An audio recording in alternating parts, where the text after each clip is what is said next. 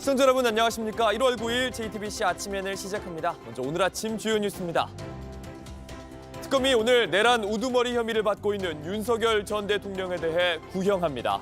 내란 우두머리 혐의의 형량은 사형 또는 무기형뿐입니다. 내란 2인자인 김용현 전 국방부 장관 등 내란의 주역 7명에 대해서도 함께 구형합니다. 12.3 비상계엄의 성격을 어떻게 판단할지가 내란 재판의 최대 쟁점이 될 걸로 보입니다.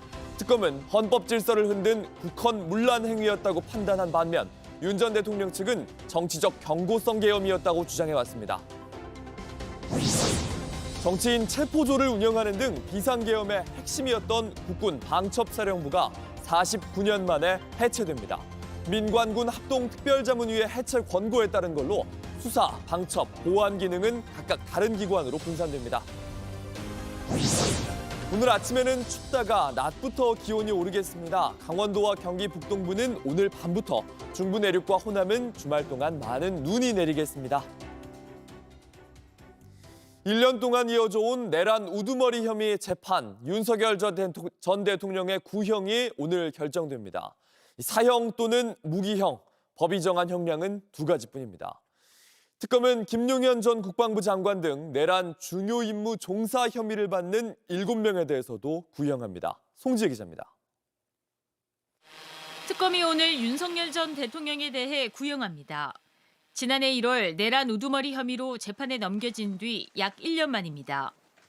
오늘 오전부터 서울중앙지법에서 열릴 결심 재판엔 피고인 8명이 피고인석 앞뒤로 앉게 됩니다. 내란 우두머리 혐의 윤석열 전 대통령과 내란 중요임무 종사 혐의를 받는 전직 군 경찰 간부 7명입니다. 지난 재판에선 세 줄에 걸터 앉아 재판을 받았습니다. 재판은 피고인 측의 증거조사부터 시작됩니다. 이후 특검은 피고인 8명에 대한 최종 의견을 묶어서 밝힌 뒤 곧바로 구형할 예정입니다.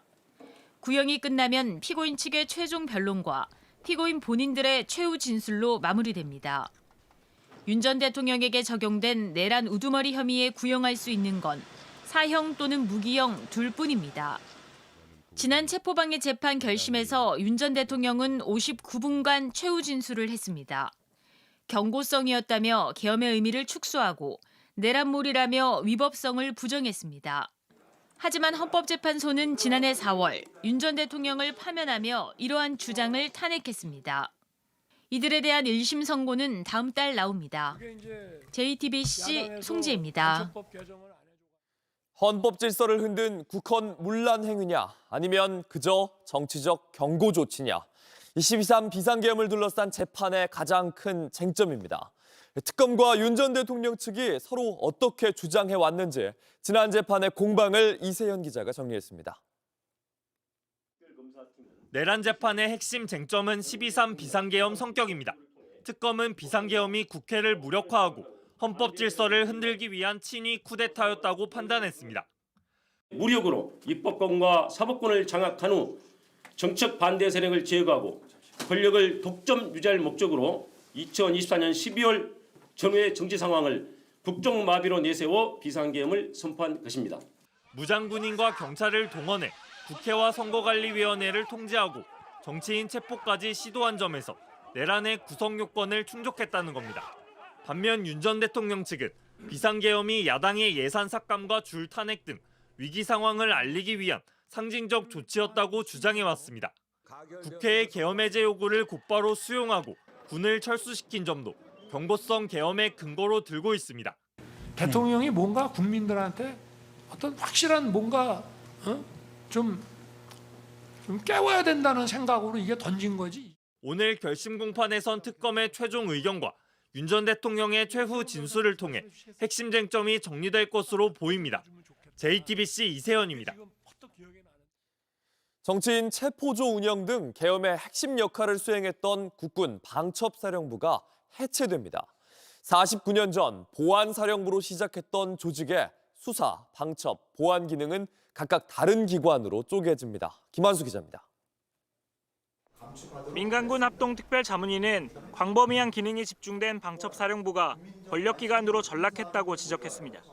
12.3 비상계엄 당시 정치인 체포조 등 위법한 업무를 수행했다며 방첩사 해체를 공고했습니다. 국방부 장관께 권고하는 주요 내용을 말씀드립니다. 먼저 현 국군 방첩사령부를 발전적으로 해체합니다. 공고안에 따르면 방첩사가 갖고 있는 안보수사, 방첩정보, 보안감사 기능을 각각 다른 기관으로 이관하게 됩니다.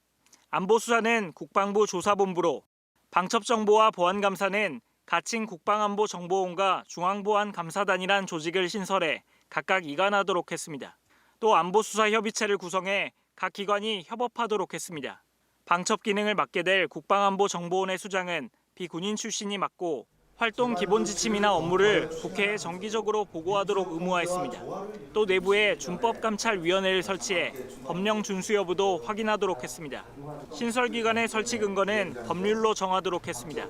윤석열 정부에서 대통령령을 바꿔 방첩사 기능을 강화했던 것처럼 정권이 바뀌더라도 방첩부대 기능을 독점할 수 없도록 한 겁니다. 방첩 조직에 대한 개혁 노력이 지속적인 추동력을 가질 수 있도록 신설되는 국직부대의 설치 근거를 법률로 제정하고 또 인사첩보나 동향조사, 세평 수집 등의 기능들은 전면 폐지하도록 했습니다. 국방부는 자문위 공고안을 토대로 올해 안에 방첩사 개편을 추진하겠다고 밝혔습니다. JTBC 김한수입니다. 어제 국민의힘의 윤리위원회가 출범했습니다. 김건희 찬양 칼럼으로 논란이 된 윤민우 가천대 교수가 중앙윤리위원장으로 임명됐고 최고위원과 정책위의장 자리에는 탄핵을 반대한 인사가 지명됐습니다. 당대표의 계엄 사과 하루 만에 윤 어게인 인사들이 자리를 채웠습니다. 오원석 기자입니다. 부정선거 음모론과 김건희 씨를 찬양하는 내용을 담은 칼럼을 기고했던 윤민우 가천대 교수를 중앙윤리위원장에 임명하는데 국민의힘 지도부에서는 아무 이견이 없었습니다. 최고위원님들이 이의를 제기하시거나 이분이 부적합하다라는 의견이 최고위에서 나온 바가 없었고요. 윤 신임 위원장은 임명 직후 입장문을 내고 앞으로 윤리위는 행위의 법적 책임뿐만 아니라 윤리적, 정치적 책임도 판단할 것이라고 밝혔습니다.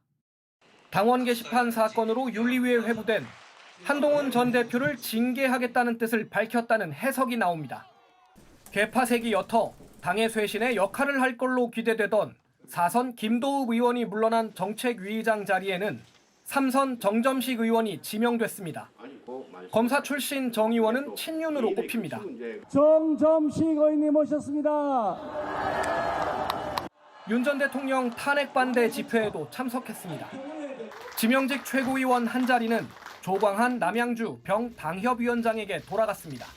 민주당에 몸담았던 호남 출신이라 외연 확장에 도움이 될 거라는 게 국민의힘 설명이지만 대통령님 새해 복 많이 받으십시오. 지난해 1월 서울구치소를 방문해 윤 전 대통령에게 세배하는 등 최근에는 반탄 행보를 보여왔습니다. 장동혁 대표의 쇄신안 발표 하루 전에는 극우 유튜버 고성국 씨가 입당하고 발표 다음 날은 바로 친윤 반탄 인사들을 중용하는 모습에 당내 우려가 커지고 있습니다. JTBC 오원석입니다. 온라인에서 화제가 된 뉴스, 화제가 될 뉴스를 골라 전해드립니다. 아침엔 소셜픽입니다. 미국 미네소타주에서 벌어진 총격 사건이 미국 사회를 계속해서 흔들고 있습니다. 트럼프 대통령도 정당한 법 집행이었을 뿐이라고 강조했습니다. 지난 7일 미국 미네소타주 미니애폴리스에서 이민 세관 단속국이 차량을 총격하는 장면입니다. 이 총격으로 30대 여성이 숨졌는데 국토안보부는 폭도의 테러를 막기 위한 정당방위라고 밝혔습니다. 트럼프 대통령 또한 공무집행을 방해하고 저항하며 무질서했다.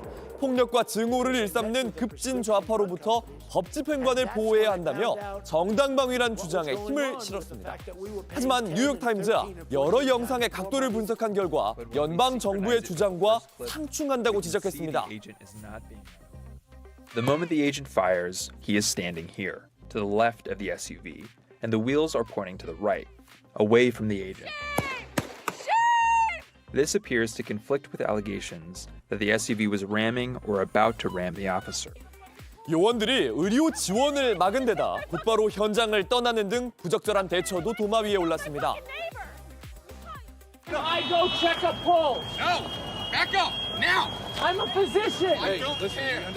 이 사건이 발생한 미네소타주는 물론 뉴욕에서도 이민 단속국의 철수를 요구하는 시위가 이어지고 있습니다. 추모 공간에서마저 경찰과 시위대가 충돌하면서 트럼프 행정부의 정책에 대한 반감이 점점 커지고 있습니다. 일론 머스크 테슬라 CEO가 또다시 한국의 인구 절벽 문제를 거론했습니다. 벌써 몇 번째인지 지금까지 언급도 모아봤습니다. That is surreal. It's like one of the signs that a country is not on the right path. Is when the adult diapers exceed the baby diapers. Yeah, we're there. I think we're there. Yes. South Korea will be there. They already they passed that point. Yeah, they passed that They passed point. that point many years ago. 지난 8일 머스크는 한 팟캐스트에 출연해 세계적인 출산율 저하에 대한 얘기를 나눴습니다. South Korea is like 0.7, 1/3 replacement rate. Yeah, Isn't it's that crazy? Yeah, so 3 generations, they're going to be 1/27th, so 3% So of their current size. I mean, North Korea won't need to invade; they can just walk across. 머스크가 한국을 언급한 건 벌써 여러 번입니다. Places like Korea, the birth rate is 1/3 replacement rate. So that means in 3 generations, Korea will be 3 or 4% of its current size, and nothing seems to be turning that around. South Korea would have about 1/3 of its current population, perhaps much less. 머스크는 주로 인공지능의 폭발적인 발전과 인류의 낙관적인 미래를 언급하는 자리에서 이렇게 인구 문제를 여러 차례 거론했는데요. 인공지능으로 인해 인류가 수년 내 최고 수준의 의료와 교육을 받을 거라면서도 인간이 없다면 소용없을 거란 맥락입니다. 미국 정부가 올해 새 식단 가이드라인을 내놨습니다. 미국을 건강하게 만들기 위해 김치를 먹으라고 권했습니다. Federal policy promoted and subsidized highly processed foods and refined carbohydrates and turned a blind eye to the disastrous consequences. 현지 시간 7일 미국 보건복지부 장관 향후 5년간의 미국인을 위한 식이 지침을 발표했습니다. 학교 급식부터 군대의 식단까지 미국인의 밥상을 정의할 원칙들입니다. 지금껏 연방정부가 기업의 이익을 보호하기 위해 거짓말을 해왔다고 했는데요. 저지방과 무지방을 강조했던 지난 지침과 비교해서 지방이 풍부한 일반 유제품을 권했고 특히 단백질 섭취를 최대 2배까지 늘렸습니다. 장 건강을 위해서 김치 같은 일본식 된장 같은 발효식품을 먹어야 한다고도 권합니다. 가장 강조한 건요, 소세지와 과자 등의 가공식품 대신 진짜 음식을 먹으라는 메시지였습니다.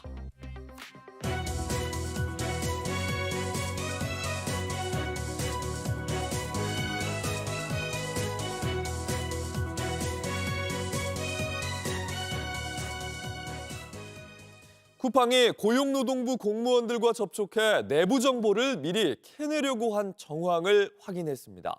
쿠팡의 전방위적인 전관 활용에 고용노동부 장관이 접촉하면 패가 망신할 줄 알라 이런 지시까지 내릴 정도입니다. 이희령 기자입니다. 20대 청년 장덕준 씨가 쿠팡 물류센터에서 일하다 숨진 뒤 한 쿠팡 직원이 해롤드 로저스 대표에게 보낸 이메일입니다. 사망사고 이후 고용노동부의 근로감독 범위가 핵심 내용입니다. 이 직원은 노동부 내부 소스, 즉 소식통에 따르면 이번 조사가 쿠팡을 대상으로 실시되며 다른 택배사는 제외될 거라고 적었습니다. 그런데 다른 직원의 소식통은 다른 택배사도 조사 대상이라 했다며 김앤장에 더 정확한 소스를 알아봐달라고 부탁했다고 덧붙였습니다. 쿠팡이 전관 등을 통해 사고조사 범위 등 민감한 노동부 내부 정보를 미리 캐내려 한 걸로 보입니다. 메일을 받은 로저스 대표는 고맙다, 매우 도움이 된다고 답합니다. 이후 해당 직원은 김앤장이 다른 택배사들도 조사 대상에 포함된 사실을 확인했다고 알렸습니다. 코로나로 택배 업무가 급증하면서 물류센터 근로감독이 벌어졌을 당시엔 특정 노동부 근로감독관이 쿠팡 측과 따로 식사한 정황도 기록에 남았습니다. 쿠팡 청문회 당시 김영훈 고용노동부 장관은 이 같은 행태에 대해 강력히 경고했는데 골고루 5, 6급들 하위직들을 영입을 해가는 것들이 파악됐습니다. 제가 1차적으로 이들과 접촉했을 때는 패가 망신할 줄 알아 지시 내렸습니다. 노동부가 쿠팡 과로사 은폐 의혹 등을 조사하는 주무부처인 만큼 전관과의 접촉 여부 등에 대한 전방위적 감사도 필요해 보입니다. 비슷한 시기 고양 물류센터에선 50대 노동자가 지게차에 치여 다리를 크게 다쳤습니다. 경찰 측 협조 요청에 쿠팡은 사고 현장은 둘러보되 사진 직접 촬영 불가, 필요한 사진은 최소한으로 제공 등 자체 지침을 마련했습니다. 지게차 직원의 연락처도 제공 불가라고 기재했습니다. 경찰 조사를 최대한 통제하려는 목적입니다.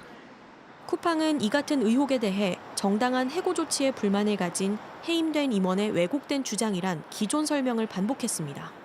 JTBC 이희령입니다. 시진핑 주석에게 남북 사이의 평화의 중재자가 돼달라 부탁했던 이재명 대통령. 방중을 마치고는 남북 정상이 만나기를 바란다는 취지의 SNS 글도 올렸습니다. 이런 가운데 북한이 대규모 열병식을 준비 중인 정황이 포착됐습니다. 신진 기자입니다. 북한 노동신문입니다. 당대회 준비를 철저히 해야 한다는 내용의 기사가 실려 있습니다. 우리 정보당국은 북한 노동당 9차 당대회가 다음 달 초 열릴 게 유력하다고 보고 있는 것으로 취재됐습니다. 당대회 기념 열병식도 최대 규모로 예상됩니다. 우리 군 관계자는 북한이 1만 5천 명 규모의 열병식을 준비 중인 것으로 파악하고 있다고 밝혔습니다. 당대회는 북한 최고 의사결정 기구로 5년마다 열립니다. 북한의 경제 노선과 권력 구조를 결정하고 대외적 메시지를 드러내는 최대 정치 이벤트입니다. 마두로 베네수엘라 대통령을 미국이 생포한 상황에서 이번 북한의 9차 당대회와 열병식엔 더욱 관심이 쏠립니다. 일단 지난 5년 동안 강화된 국방력을 과시할 것이란 분석이 나옵니다. 열병식이 가져야 될 메시지 효과가 더 극대화됐다. 더 많은 무기들을 종류별로 전시할 가능성이 높아졌다.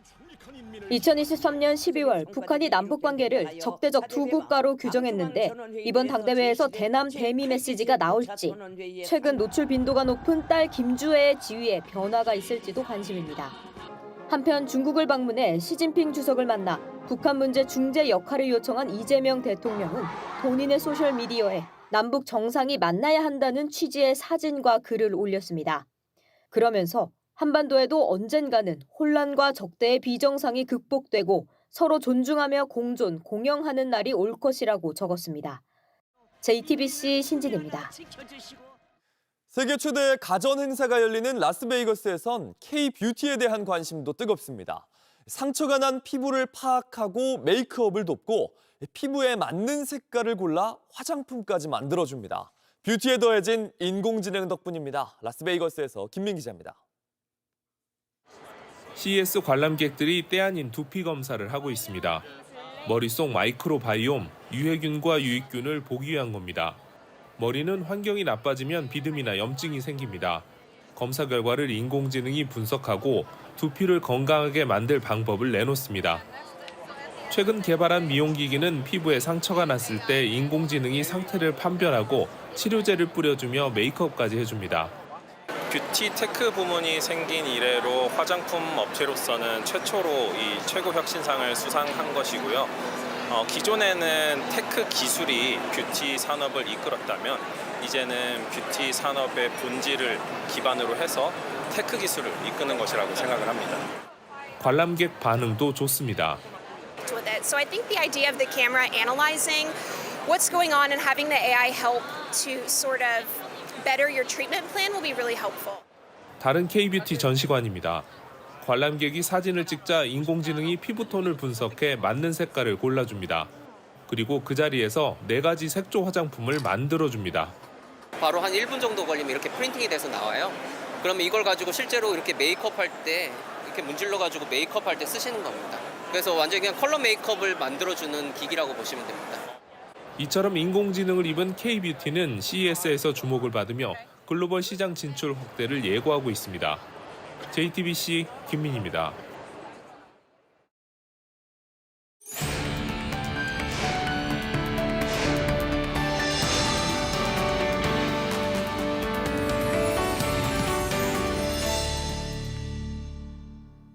새해에는 아이들이 모두 행복하기를, 또 많은 사람들이 바라는 소원이겠죠. 특히 아이들에게 든든한 우산을 씌워서 내려오는 비를 막아주는 곳이 있습니다. 초록우산 어린이재단 황영규 회장님과 이야기 나눠보겠습니다. 안녕하십니까, 회장님? 네, 안녕하십니까? 네, 보니까 초록우산과 만난 아이들이 지금까지 258만 명이 넘는다고 하네요. 역사가 짧지 않을 것 같습니다. 예, 저희 초록우산 어린이재단은 77년의 역사를 가지고 있습니다. 1948년에 설립이 돼서 이제까지 불우한 아동들을 돕는 일에만 전념을 해온 대한민국 대표적인 아동복지단체고요. 전국 16개 지역본부, 50여 개의 후원회 네트워크를 가진 대한민국 최대의 아동복지단체라고 말씀드릴 수 있습니다. 네, 어린이들을 돕고 싶은 마음이야 누구나 있겠고 또 점점 커지기도 할 텐데 현실적인 문제가 참 늘 있는 것 같습니다. 정부의 지원도 있겠지만 이 재원의 한계가 좀 있지 않습니까? 재원의 한계가 있죠. 늘상 할 일은 많고 이제 돈은 아쉬운 게 모든 그 자선단체들의 공통된 고민들인데요. 다행히도 저희는 오랜 역사를 바탕으로 약 50만 명의 후원자들께서 1년에 2,500여 원의 모금을 해주고 계셔서 그럭저럭 도움이 필요한 아이들을 돕고는 있습니다만은 늘상 기업의 후원도 더 필요하고 많은 개인들의 후원도 필요하고 그런 아쉬움도 많이 느끼고요. 임팩트 기부 이런 좀 기부들도 있는 것 같은데요. 그것도 좀 설명을 같이 해주시죠. 네, 좋은 질문 감사합니다. 과거에는 그 기업들이 기부를 하시면 뭐 자선의 개념으로 그냥 기부를 하셨습니다. 그런데 제가 한 예를 들어드리면 그 마이크로소프트를 창업한 빌 게이츠라는 분이 지금 자기 지분이 1.4%밖에 안 됩니다. 네. 나머지는 수천억 불에 달하는 재산을 전부 사회에 기부를 하셨어요. 그 돈을 가지고 전 세계에 있는 말라리아를 없애겠다. 전 세계 소아마비를 없애겠다. 이런 큰 목표를 가지고 전 세계적인 질병 퇴치 운동을 오랫동안 벌려왔습니다. 네. 근데 이런 게 사실은 이제 큰 빅벳이죠. 큰 임팩트를 만들어내는 활동인데 우리나라에도 그런 기업들이 좀 있습니다.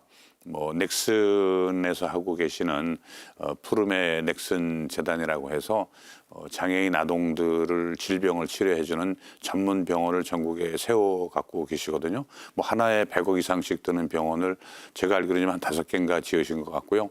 이런 것들이 단순 기부가 아니고 이런 그 기부 활동을 통해서 사회적 임팩트를 만들어내는 그런 활동을 많이 하시는 게 최근 기부의 한 트렌드라고 말씀드릴 수 있을 것 같습니다. 또 지금까지 또 후원해 오신 분들도 그렇고 올해 어린이를 돕고자 후원을 마음먹으신 분들도 계실 것 같은데 올해 초록우산에서는 어떤 변화를 좀 만들어 가실 계획이십니까?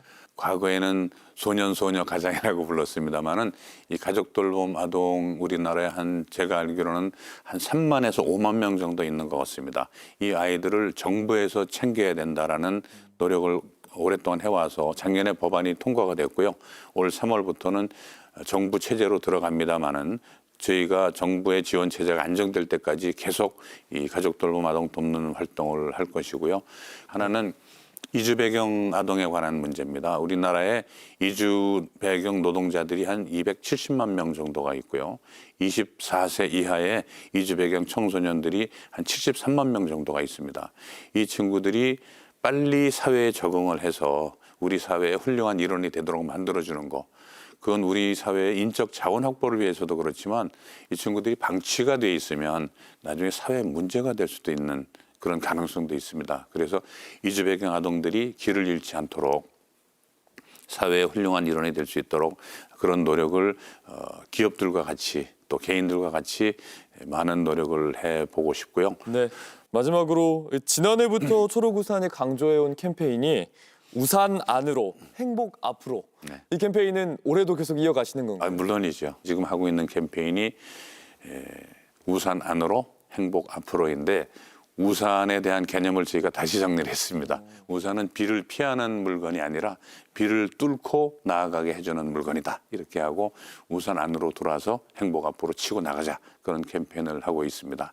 제 희망은 올해 많은 분들이 저희와 함께 우산을 펼쳐서 어린아이들이 우산 안으로 들어와서 행복 앞으로 치고 나갈 수 있도록 하는 2026년이 되었으면 좋겠습니다. 네, 어린이에 대한 지원으로 또 든든한 미래를 좀 지켜나가는 재단인 것 같습니다. 여기까지 이야기 듣겠습니다. 초록우산 어린이재단 황영기 회장님이었습니다. 고맙습니다. 네, 감사합니다.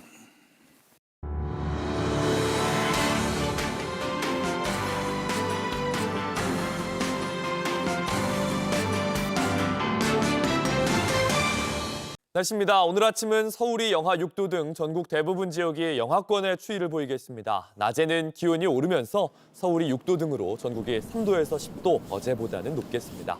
강원도와 경기 북동부는 오늘 밤부터 중부 내륙과 호남은 주말 동안 많은 눈이 내리겠습니다. JTBC 아침엔을 마칩니다. 다음 주도 7시 반에 아침을 열겠습니다. 시청해주셔서 감사합니다.